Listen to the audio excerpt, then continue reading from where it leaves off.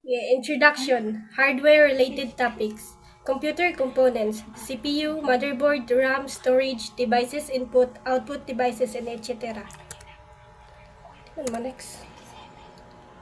Okay, hardware examples,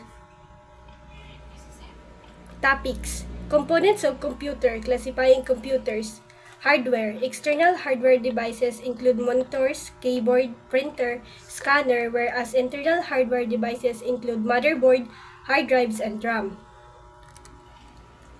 Computer components. A computer device is made up of various elements, which help in its effective functioning and processing. There are five basic components of the computer, which help in making this processing of data easier and convenient. By definition, components of computer system are the primary elements which makes the functioning of an electronic devices smooth and faster. There are five basic components which include input hardware, a piece of equipment hardware which help us enter data into a computer. A piece of equipment that allows user to interact with a computer or other digital system by sending data and control signals to it. A piece of hardware that allows a user to interact with a computer by entering data or instructions. Dayan. Input hardware consists of devices that allows people to put data into the computer in a form that computers can use. An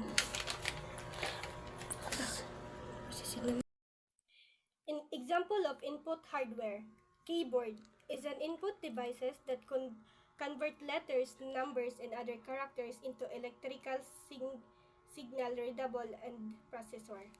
Ayan. Mouse, pointing device that is used to manipulate object viewed on the computer display screen.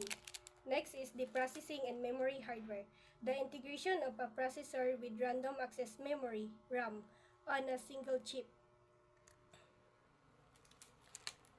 Example of processing and memory hardware, case and power supply are also known as the system unit.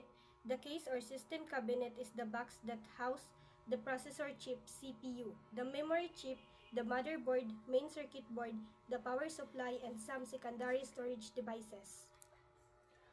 Next is the processing chip, CPU, the most expensive hardware component and doubtless the most important, also known as the brain.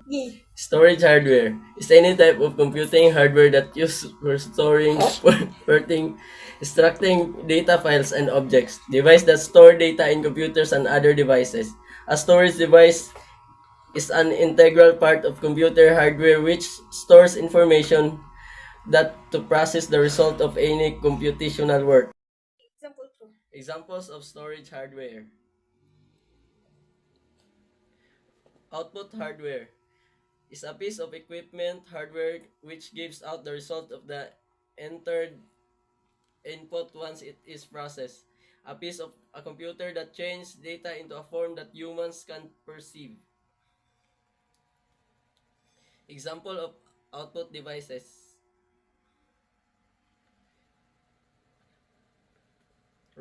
RAM is a computer short-term memory storing data that the CPU needs to run application and open files. It also used to store machine code.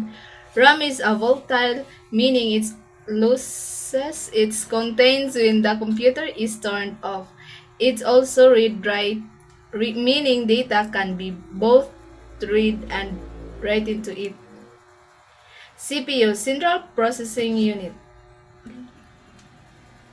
A central processing unit (CPU) is also called a central processor. A processor or just processor is the most important processor in a given computer. The CPU is the brain of a computer responsible for running the operating system and application.